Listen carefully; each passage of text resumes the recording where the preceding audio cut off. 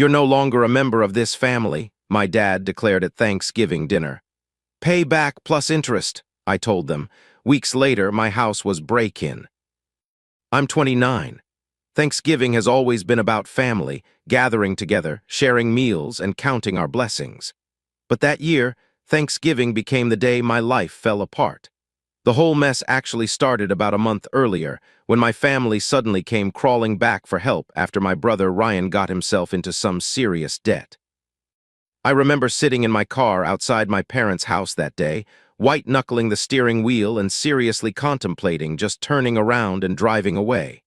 But with a heavy sigh, I dragged myself to the front door. My mother yanked it open before I could even knock, looking like she hadn't slept in days. "Jack," she breathed out, relief flooding her face. "Come in, come in." The tension in the air was thick enough to cut with a knife. Ryan was hunched over on the couch, staring at his feet like they held the secrets of the universe. Dad stood by the dining room table, arms crossed, practically radiating anger. The silence stretched on uncomfortably until I finally broke it. "All right, someone wants to tell me what the hell happened?" Ryan wouldn't even look up. Mom sat next to him, rubbing his back like he was still some little kid who'd scraped his knee on the playground. It was Dad who finally spoke up, his voice dripping with disgust. "Your brother was an idiot. That's what happened." "I didn't mean for it to get this bad," Ryan mumbled, still studying the floor. "How do you accidentally lose 25 grand? I asked, trying to wrap my head around the number. Ryan let out a shaky breath. "It started small, you know, just a couple hundred here and there. Then I hit it big one time, so I kept going." He finally looked up at me, face ashen. "And then I lost everything." I shook my head in disbelief. "Hold up, you didn't even have 25 grand to lose. Where'd you get that kind of money?" There was a moment of heavy silence before Dad answered, something in his tone making my stomach drop. "He took out a loan." "What kind of loan?" I pressed, though I was pretty sure I already knew the answer. Mom's voice was barely above a whisper. "Not from a bank." The implication hung in the air like a storm cloud. "Jesus Christ," I muttered, pinching the bridge of my nose. "So what, we're talking about some backroom loan shark?" Their silence told me everything I needed to know. "When's this supposed to be paid back?" "End of the week," Dad muttered. I took a slow, deep breath. "And you have nothing?" Mom shook her head, wringing her hands. "We're maxed out on all our cards. We can barely make rent next month." As I stood there absorbing this information, I couldn't help but reflect on the bitter irony. These were the same people who had mocked my life choices and shown me the door without a second thought. Yet here they were, looking at me with desperate eyes, silently pleading for salvation. I had been saving since moving out and had managed to accumulate a decent nest egg, enough to cover about half of Ryan's debt. The rational part of my brain screamed at me to walk away, to let them face the consequences of their actions. They certainly hadn't hesitated to abandon me in my time of need. But when I looked at Ryan, I saw genuine fear in his eyes. This wasn't just about teaching him a lesson anymore. He'd gotten involved with dangerous people who wouldn't hesitate to collect their debt one way or another. "I can cover some of it," I finally said, the words tasting bitter in my mouth. Mom nearly collapsed with relief. Dad just stood there, stone-faced. Ryan kept staring at the floor, shoulders slumped. "About 12 grand, I specified. That's all I can do." Mom grabbed my hand. "Thank you, Jack, thank you so much." I pulled away. "Don't, just make sure this never happens again." I turned to Ryan. "And you're going to pay me back every single cent." He swallowed hard. "I will, I promise." I didn't believe him, but that was tomorrow's problem. For now, I'd done what they needed, bylaid them out of their mess. Part of me hoped, foolishly maybe, that this would change things between us. God, was I wrong. I wired the money that night. Mom nearly burst into tears. Dad managed what might have been a thank you through gritted teeth, though he could barely look me in the eye. Ryan just nodded, still looking like he might throw up. I didn't stick around after that, but I made it crystal clear. This was a loan, not a gift. No one argued. On the drive home, I told myself I'd done the right thing. This wasn't about my parents. It was about keeping my brother safe. As much as I wanted to let them all sink in the mess they'd made, I couldn't stand by and watch Ryan get hurt over something so stupid. A week passed, then two. Then a month, nothing, not a single dollar from Ryan, no calls, no texts, radio silence. I gave him the benefit of the doubt at first, maybe he was getting back on his feet, working things out. But finally, I couldn't take it anymore and called him. He picked up after a few rings. "Hey, Jack, I skipped the small talk. Where's my money?" The pause spoke volumes. I don't have it yet." I clenched my jaw. "You said you'd pay me back." "I will," he said quickly. "I just need more time." "More time?" I scoffed. "It's been a month, Ryan. You haven't even sent me $20. The background noise, what sounded suspiciously like video games, told me everything I needed to know. He wasn't even trying. "You're just screwing around, aren't you?" "No, I'm trying, man." "Save it," I cut him off. "I don't want excuses. I bailaid you out when I didn't have to, and now you're just pretending it never happened." "I'm not pretending anything," he snapped. "Things have been hard, okay?" I laughed bitterly. "Yeah, well, things are going to get a lot harder if you don't start paying me back." Silence. "Whatever, just figure it out." I hung up. I waited another week, hoping that conversation might light a fire under him. Nothing, not even a token payment. Finally, I decided to try my parents. If they'd had money to bail him out before, they could help him pay me back, right? I called Dad, getting straight to the point. "Hey, we need to talk about Ryan's debt." He sighed like I was inconveniencing him. "What about it?" "He hasn't paid me anything, not 1 cent. So." I paused, sure I'd misheard. "What do you mean, so?" "You gave him the money, that was your choice." My grip on the phone tightened. "It wasn't a gift." Dad let out a dry laugh that made my blood boil. "Well, that's your problem. Excuse me." "You chose to help him," he repeated like he was explaining something to a toddler. "That's on you, don't come crying to us about it." I was so stunned I couldn't speak at first. "Those were your exact words," I finally managed. "Family helps each other." "That's what you told me when you kicked me out. But now that I need help, suddenly that doesn't apply." Pure rage crept up my spine. They'd begged me to come back, begged me to save them. And the moment they got what they wanted, they turned their backs on me. "Got it," I said coldly. "Enjoy your life, Dad." I hung up. I sat there for a long time, staring at my phone, letting the depth of their selfishness really sink in. And that's when I realized something. I wasn't going to let this go, not this time. They thought they could walk all over me, use me, and toss me aside. They were about to find out how wrong they were. My first mistake had been trusting them to pay me back just because we were family. No contract, nothing in writing. But as I sat in my apartment, replaying my father's words over and over, "Deal with your own problems. That's life," an idea started forming. If Ryan wasn't going to pay me back and my parents were going to shrug it off, I needed another way to get my money. Looking through my records, I realized I still had access to all their home utilities that I had set up while living there. Internet, cable, streaming services, all still in my name, all still being paid through my accounts. They had never bothered to change the billing information after kicking me out. It was time to show them exactly what handling your own problems meant.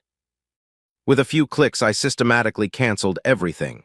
Internet access, gone. Cable TV, terminated. Every streaming service, deactivated. Let them figure out how to manage without the modern conveniences they had taken for granted, the ones I had been quietly providing all along. My mother's panicked call the next morning was exactly what I expected. Her attempts to guilt me about my sister's schoolwork needs fell on deaf ears. I calmly explained that since they wanted me to handle my own problems, they could handle theirs, including setting up and paying for their own services. My father's indignant reaction in the background, insisting they didn't need me, only reinforced my decision. I ended the call knowing this was just the beginning. They had no idea what it truly meant to be cut off, but they were about to find out. Little did I know then just how far this situation would escalate, or the chaos that would follow my small act of rebellion. Update 1. Hi everyone, in the last post, the utilities shut down. They didn't speak with me in a week. That's when my phone lit up with a text from Mom. "Family Thanksgiving dinner this Thursday, 4 p.m. Please come." Short, to the point, almost formal, not her usual style at all. But I saw an opportunity, maybe I could finally get my money back face to face. I spent the drive over rehearsing what I'd say, how I'd handle it. Part of me hoped they'd have Ryan's payment ready as a peace offering. Stupid, looking back on it now. The house looked the same as always. Mom's fall decorations dotting the porch, that ridiculous turkey flag she'd had since I was a kid fluttering by the door. But something felt off the moment I stepped inside. The tension was thick enough to choke on. Mom barely looked at me as she took my coat. Ryan was already at the table, studying his empty plate like it held the secrets of the universe. My younger siblings, Sarah and Mike, sat rigid in their chairs, clearly sensing the storm brewing. Dad was in his usual spot at the head of the table, but his posture was different, almost militant. We got through about 10 minutes of awkward small talk about the weather and Sarah's college classes. Then, just as I was reaching for a dinner roll, Dad set down his fork with deliberate precision. "You're no longer a member of this family." The words hit like a physical blow. My hand froze midair, role forgotten. For a moment I thought I'd misheard him. The silence that followed was deafening. Mom suddenly became very interested in rearranging her napkin. Sarah and Mike seemed to shrink in their chairs, probably wishing they could disappear entirely. Ryan kept his eyes locked on his plate, but I could see a slight smirk playing at the corners of his mouth. "What?" I finally managed, my voice sounding strange even to my own ears. "What do you mean?" Dad's face was a mask of calm, that dangerous kind of calm that usually preceded an explosion. "You heard me. This is our thanks for your little support." The way he said support made it sound like a curse word. I looked around the table, trying to make eye contact with anyone, but they all avoided my gaze like I was Medusa turned flesh. "You cut everything off," Dad continued, his voice eerily steady. "Family doesn't do that to family." I couldn't help it, I laughed. The sound was harsh, bitter. "Family doesn't do that to family? Are you kidding me right now?" "Watch your tone," Dad warned, but I was beyond caring. "No, let's talk about what family does to family," I said, pushing my plate away. "Let's talk about how Ryan borrowed 12 grand from me and hasn't paid back a single cent. Let's talk about how you all begged for my help when you needed it, then turned your backs the moment I asked for what I was owed." "That was a gift," Ryan muttered, still not looking up. "A gift?" I nearly choked on the word. "In what universe was that a gift? I explicitly said it was a loan. I told you to pay me back." "Family helps each other without expecting anything in return," Mom finally spoke up, her voice quiet but firm. "It's not just about money, Jack. It's about being there for each other." "Being there for each other?" I repeated incredulously. "Where were you when I needed help? Where was this family-first attitude when I got kicked out?" "That was different," Dad cut in. How was it different?" I demanded, my voice rising. "Because it was me asking for help instead of you?" "You're being selfish," Mom said, dabbing at her eyes with her napkin. "If you just supported us, if you forgot about the money and turned everything back on." "Then what?" I interrupted. "Then I'd be family again. That's what this is about. You'll accept me back if I keep paying for everything and forget about the 12 grand I'm owed." "We could move past this," Dad said, his tone suggesting he was being incredibly generous. "We could forgive you." "Forgive me?" The laugh that escaped me was borderline hysterical. "That's rich. You want to forgive me for asking to be paid back money I'm owed, for not wanting to keep paying your bills while you all treat me like an ATM." I stood up, my chair scraping against the floor with a sound that made everyone wince. "Fine, you want to play it this way? Then let's play. I'm not family anymore. Great. Then you can pay me back everything I'm owed like any other creditor. The 12 grand from Ryan plus interest. Every bill I've paid since I moved out. All of it." "You don't have proof of any of that," Ryan sneered, finally looking up. I smiled, and I could tell from their faces it wasn't a pleasant expression. "Don't I? I kept every bill, every receipt. I even have video from when you came begging for money." This last part was a lie, but watching the color drain from Ryan's face made it worth it. "You wouldn't," Mom whispered, horror creeping into her voice. "Try me," I said, my voice hard. "You want to treat me like a stranger? Fine, then I'll treat you like one too. Every penny you owe me with interest, or we can see how this plays out in court." "You're bluffing," Dad said, but I could hear the uncertainty in his voice. I grabbed my jacket from the hall, not even bothering to put it on. Nobody moved to stop me as I headed for the door. Nobody called after me. The only sound was Mom's quiet crying and the scrape of chairs as my siblings tried to make themselves even smaller. I sat in my car for a long moment, hands gripping the steering wheel, letting the reality of what had just happened sink in. I was alone now, really, truly alone. But maybe I had been all along and I was just finally seeing it. Update 2. It had been a week since the Thanksgiving blow-up, and I foolishly thought things might settle down. Maybe they'd realize they were wrong and pay me back. Looking back, I can't believe I was that naive. I remember that day clearly. I'd just finished a brutal shift at work. All I wanted was to crash on my couch and forget about family drama for a while, but the moment I reached my apartment door, I knew something was wrong. The door was slightly ajar, the lock clearly forced. My heart started racing. I always locked my door, always. With trembling hands, I slowly pushed it open. The sight that greeted me made my blood run cold. My apartment had been completely ransacked. Couch cushions were strewn everywhere, drawers had been yanked open and emptied onto the floor, and my electronics, my laptop, TV, even my gaming console were all gone. But it wasn't just the missing items that disturbed me. It was the deliberate nature of the destruction. This wasn't some random burglar looking for quick valuables. This was personal. Standing there amid the chaos, it hit me like a ton of bricks. This was them. My own family had broken into my home. The realization made me physically sick. They must have been looking for the video I'd bluffed about at Thanksgiving, the one that didn't actually exist. But they'd gone far beyond just searching. They'd stolen from me, violated my space, tried to teach me some twisted lesson about defying them. I called the police immediately. The detective arrived and took in the scene, his expression shifting from routine concern to genuine interest when I explained my suspicions. I told him everything: the loan to Ryan, the utilities situation, the Thanksgiving confrontation. When he asked if I wanted to press charges, I didn't hesitate. This had gone far enough. The investigation moved quickly. The police went to my parents' house the next day with a search warrant. I wasn't there, but Mom called me immediately after, practically hysterical. She alternated between rage and attempts at guilt-tripping, insisting it wasn't a big deal and demanding I drop the charges. I refused. They'd crossed a line, and it was time they faced real consequences. The investigation revealed even more than I'd expected. The cops found my TV and laptop at a local pawn shop, sold under Ryan's name. But that wasn't all. During questioning, Ryan finally cracked and admitted something that made my blood boil. There had never been any loan shark. "I made it up," he confessed to the detective. "I knew Jack wouldn't give me the money if he knew I just needed it to pay off some gambling debts. So I made up the story about owing money to dangerous people. I figured he'd feel obligated to help if he thought I was in danger." The confession was recorded and added to the evidence. When I heard it, I felt physically ill. I'd emptied my savings to protect my brother from a threat that didn't exist. He'd manipulated my concern for his safety to get money for his gambling addiction.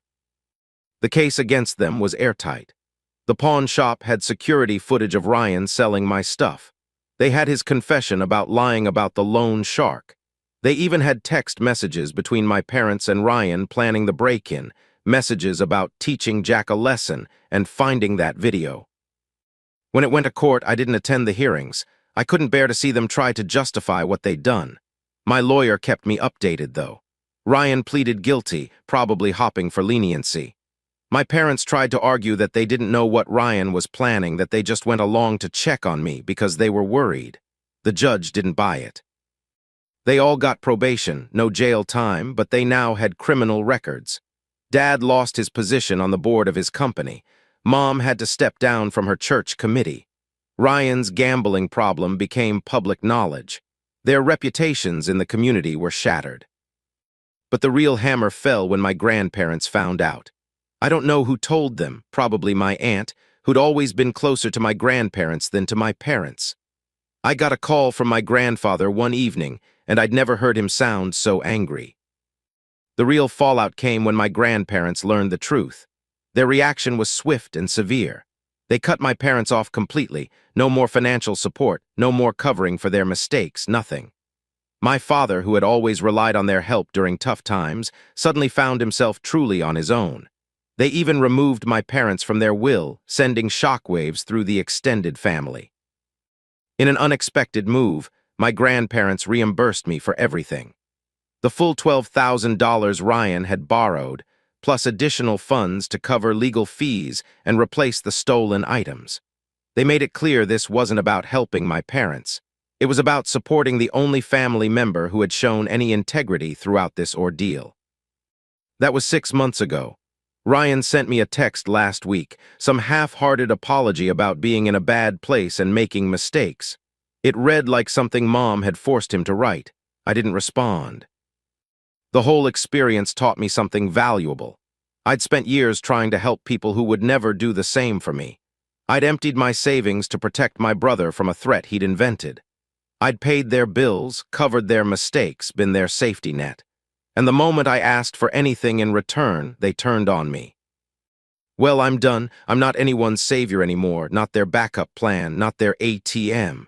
I'm living my life for me now, and if my parents ever get into trouble again, they can handle it themselves. They're not my problem anymore. Family helps family, parents countered when I refused to give them my son's college fund. The next day, I received a call from my bank about attempted fraud. The sound of champagne glasses clinking should have been joyful. It wasn't. I watched my son Noah's face fall as my father's words hung in the air, those words that changed everything, those words that revealed who my parents truly were.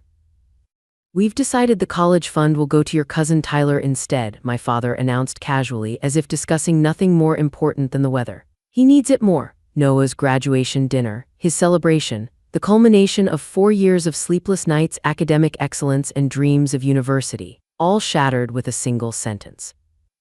My chest tightened, my vision narrowed to my son's devastated expression, 18 years old, just a boy still. His future dangling by threads my parents seemed eager to cut, but my husband Daniel touched my hand under the table, a gentle squeeze, a silent message.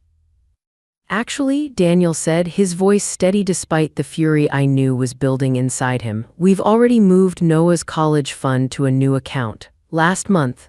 The sudden silence felt electric, dangerous.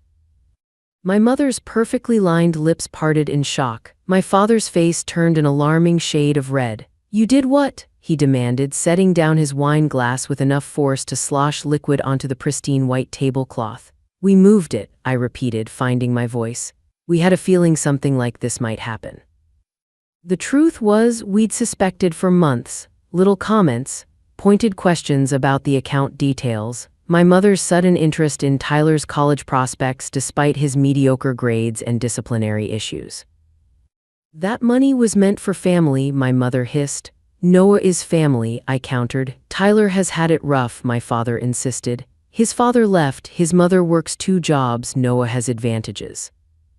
"Noah has us, parents who saved for his education instead of buying luxury cars and taking Mediterranean cruises every summer, parents who prioritized his future over appearances." The restaurant suddenly felt suffocating, too bright, too public for this family implosion. Noah pushed back his chair, his hands trembled slightly. "May I be excused?" he asked, his voice carefully controlled. I nodded, watched him walk away with shoulders squared against a betrayal he couldn't possibly have anticipated. The argument that followed was ugly. Accusations of selfishness and entitlement flung across appetizers that grew cold, my parents dismissing Noah's future as if it were inconsequential. "Noah earned that money," Daniel said quietly, dangerously. "Every penny was set aside by us, not you," my mother scoffed. "Don't you remember the $2,000 we contributed when he was born?" $2,000, against the nearly $150,000 we'd saved. A drop in the bucket they now claimed entitled them to redirect the entire ocean. We left before the main course arrived, paid the bill, drove home in a silence punctuated only by my occasional sobs, if only it had ended there. The calls began the next morning, my mother's voice honey-sweet with concern, wondering if we'd calmed down yet, if we were ready to be reasonable. "Noah doesn't need all that money," she insisted. "You're being selfish, Tyler has nothing." My hands trembled as I held the phone. "It's Noah's money, we saved it for him." "Family helps family," she countered. "Your father and I have always taught you that." The guilt trips intensified. Daily calls, text messages, emails filled with thinly veiled accusations. "You always were the difficult one. I guess we raised you to be selfish after all." Tyler cried when we told him, "Is that what you wanted?" Each message a dagger, each call leaving me drained and doubting. Had I somehow missed the lesson that family meant sacrificing my child's future for my cousin's son? Then came the flying monkeys, aunts, uncles, family friends suddenly deeply invested in my parenting decisions. "Your mother's heartbroken," my aunt said during an unexpected visit. "Surely you can compromise, maybe split the money." My cousin texted, "You always got everything growing up. Tyler deserves this one thing." Even our neighbor, who'd known my parents for decades, stopped me outside the grocery store. "Sometimes we need to consider others before ourselves, dear." The pressure built, crushing, suffocating, every interaction leaving me more uncertain, more off balance.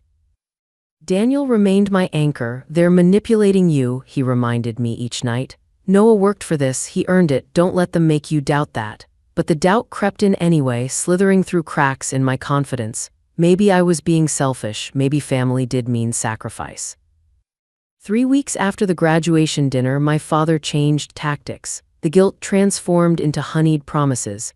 "We've been thinking," he said over coffee at the local diner, "what if we contribute to Noah's fund too? Add another 5,000, then you could give half to Tyler, everyone wins." The offer felt like progress, like compromise. I almost said yes, but something in his expression stopped me, a calculating look I'd seen before but never fully acknowledged. "I need to discuss it with Daniel," I said instead. His smile tightened. "Your husband doesn't control you, does he?" Another manipulation, another attempt to divide and conquer.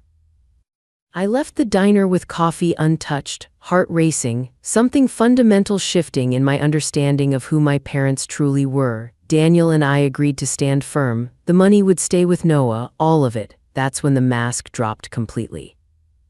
The next morning, I received a call from our bank. Someone had attempted to access Noah's original account. Someone claiming to be me, my own mother, using my maiden name, my birth date, trying to convince the teller she was me. Fraud. They'd actually attempted fraud. My hands shook so badly I could barely call Daniel. My breath came in shallow gasps that left me lightheaded. "I never thought they'd go this far," I whispered when he arrived home. "Never." But the new account was secure, our money, Noah's future was safe, for now. The cease and desist letter came next. Not a full lawsuit yet, but the threat clearly implied. Their attorney claiming that their substantial contribution to the college fund meant they had a right to direct where it went, demanding mediation, demanding compromise. We hired our own lawyer, spent money we couldn't really spare to protect money Noah had earned. The mediation was a farce. My parents sitting across the conference table, faces set in expressions of wounded righteousness. Their lawyer arguing that verbal agreements had been made, that the money had always been family money, not specifically earmarked for Noah.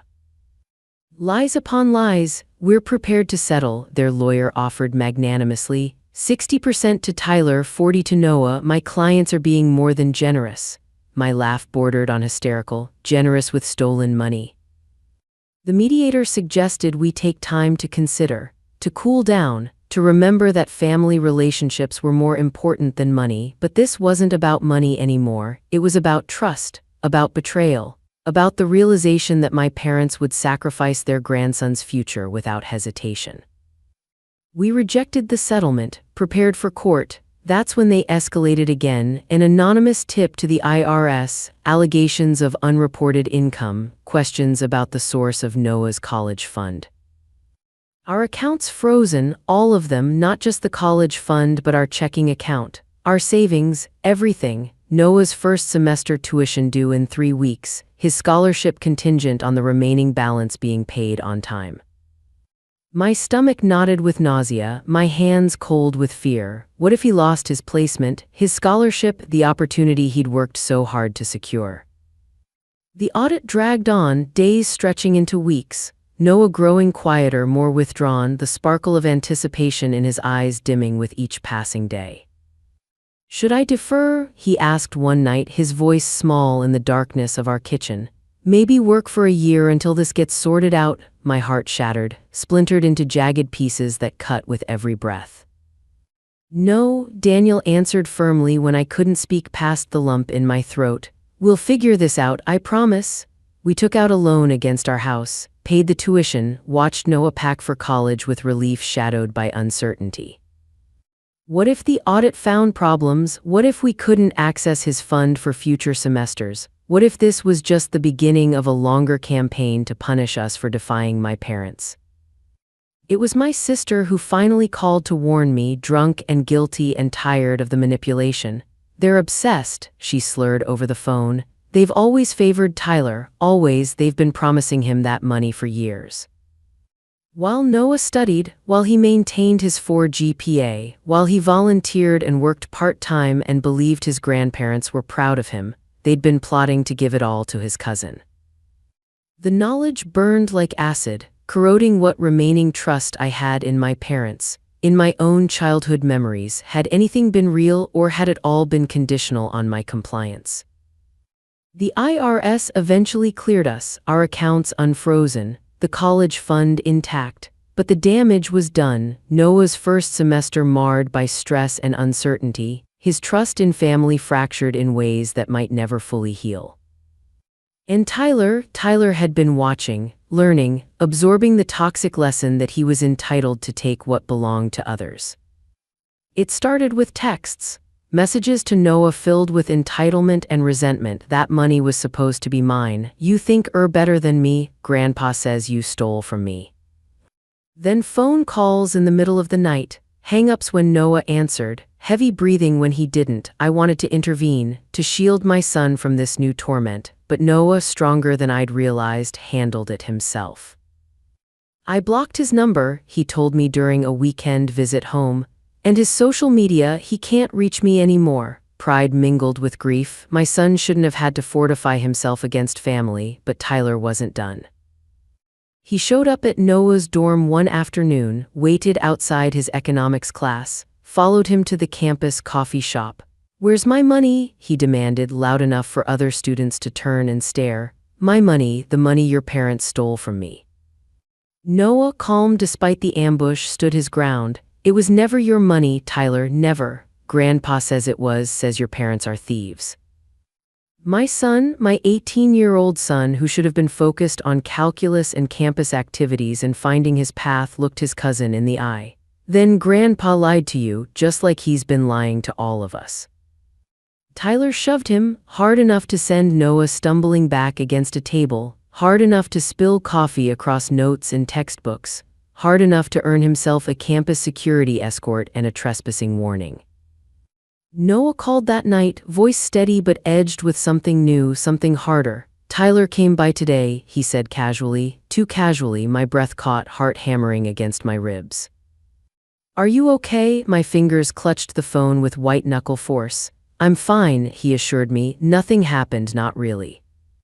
But something had happened, something significant enough that campus security had been involved, something my son wanted to minimize to protect me from worry. My mind spun with terrible possibilities, with thoughts of restraining orders and school transfers and security systems. Noah, if you don't feel safe, I'm fine, Mom, he interrupted. Really, Tyler's all bark, no bite, but I knew better, knew that entitlement and resentment could ferment into something dangerous, something unpredictable. The breaking point came on a Tuesday night, ordinary until it wasn't. The sound of breaking glass downstairs, Daniel grabbing the baseball bat we kept in our closet, me calling 911 with shaking fingers. And there, in our living room, stood Tyler, 19 years old, glassy-eyed with alcohol and entitlement, a crowbar in his hand. Where's my money? He slurred, swaying slightly. Grandpa said it's mine, said you stole it. My blood turned to ice water in my veins, my breath coming in shallow, insufficient gasps. This wasn't just about money anymore, this was danger, real and immediate and terrifying. Daniel kept his voice level, soothing, as if talking to a spooked animal. Tyler, put down the crowbar. Whatever you've been told, breaking in here won't solve anything. Grandpa said you'd say that, said you've been hoarding the money, that I deserve it more than Noah. The police came, Tyler went to jail. My parents bailout him out the next morning. I confronted them in their driveway that afternoon, the suburban quiet a stark contrast to the tornado inside me. Why? I demanded, my voice breaking. Why would you do this to Noah? My mother looked through me as if I were glass. Tyler needed it more. You encouraged him to break into our house. He could have hurt someone. He could have hurt Noah. My father stepped forward, finger pointed at my face like I was still a child to be scolded. If you'd just given the money like you were supposed to, none of this would have happened. That's when I knew some breaks can't be repaired, some betrayals cut too deep. I don't want to see either of you again, I said, the words simultaneously devastating and liberating. Stay away from my family. My mother's expression hardened. You'll regret this. Blood is thicker than water. Poison is thicker than both, I replied. I walked away, from the house I grew up in, from the parents who had decided their grandson's future was currency to be redirected. Tyler came to see us 3 weeks later, sober, shaken by his night in jail, by the realization of how close he'd come to ruining his life. They told me the money was always meant for me, he admitted, unable to meet my eyes. That Noah didn't deserve it because he already had advantages, that it wasn't fair. And you believed them, he nodded miserably. I was stupid, drunk, angry about everything. They kept telling me how Noah had everything I didn't. I felt a flicker of pity beneath my anger. Tyler had been manipulated too, a pawn in whatever twisted game my parents were playing. I'm sorry, he whispered, really sorry. It wasn't enough to erase what had happened, but it was something, a small green shoot in scorched earth. Noah returned to college, the money, his money, intact. The IRS investigation closed, his future back on track, though shadowed by what had happened. Tyler enrolled in community college after getting sober. We helped him apply for financial aid, not because we owed him anything, but because breaking cycles requires someone to step off the wheel. My parents still send cards on birthdays and holidays. I return them unopened. Some betrayals can't be undone with Hallmark sentiments and shallow apologies. Daniel says I'll regret the estrangement someday, that I'll wish for reconciliation when it's too late. Maybe. But I don't regret protecting my son, don't regret showing him that family isn't about blood, it's about choice, about who earns the right to be in your life. Sometimes the greatest inheritance we can give our children is the willingness to break patterns, to say this stops here, this damage will not continue. Noah calls every Sunday from his dorm room, excited about classes, about friends, about a future unstolen. And in those moments, I know with absolute certainty that some prices are worth paying, that sometimes walking away isn't giving up. My mother sent a letter last month, forwarded through my sister, 3 pages of justifications and half apologies that never quite acknowledged the magnitude of what they'd done. We only wanted what was best for the family. Family, as if that word could excuse every betrayal, every manipulation, every attempt to steal my son's future. I burned the letter in our fire pit, watched the pages curl and blacken and disappear. Daniel found me there, staring into the embers. You okay? He asked, wrapping a blanket around my shoulders against the autumn chill. Was I? The answer wasn't simple. I missed the parents I thought I had, the ones who took pictures on Noah's first day of kindergarten, who attended his little league games and science fairs. But those people were illusions, masks worn by strangers willing to destroy their grandson's opportunities for reasons I still couldn't fully comprehend. I'm getting there, I answered finally. The healing isn't linear. Some days I'm fine, strong in my boundaries, certain in my decisions. Other days grief ambushes me in the cereal aisle or while folding laundry. Grief not for what I lost, but for what was never real to begin with. Tyler is doing better, 6 months sober now, working part-time and studying business administration. He calls occasionally, careful to respect boundaries, never asking for more than we're willing to give.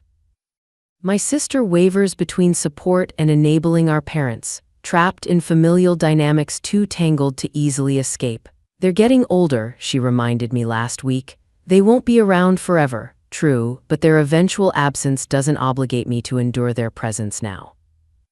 Noah came home for Thanksgiving, confident in a way he wasn't before. College suits him, freedom suits him. He asked about his grandparents once, just once, over pumpkin pie and coffee. Do you think they'll ever understand what they tried to do? He asked, his voice carefully neutral. I considered lying, considered offering the platitudes adults often give children to soften life's harder edges. Instead, I gave him truth. Probably not. Some people can't see past their own justifications. He nodded, thoughtful. I'm glad you and Dad protected me, not just the money, but from believing I deserved what they tried to do. My throat tightened. My brilliant, perceptive son, who understood more than I'd realized. We'll always protect you, Daniel promised. Always. Spring came, Noah's freshman year nearly complete, Tyler 6 credits away from his associate's degree. Life continued. Healing continued. Not in straight lines, but in spirals that sometimes brought pain closer before spinning it away again. I received a voicemail from my father yesterday, his first direct contact in over a year. Your mother is sick, he said, his voice thinner than I remembered. Cancer, stage 3, she's asking for you. My finger hovered over the delete button, trembled there with indecision. Was this real or another manipulation, a genuine plea or a calculated strategy to breach the boundaries I'd established? I didn't know, couldn't know. Daniel found me on the back porch, phone clutched in my hand, tears streaming unchecked down my face. What happened? He asked, kneeling before me. I played the message for him, watched his expression shift from concern to wariness.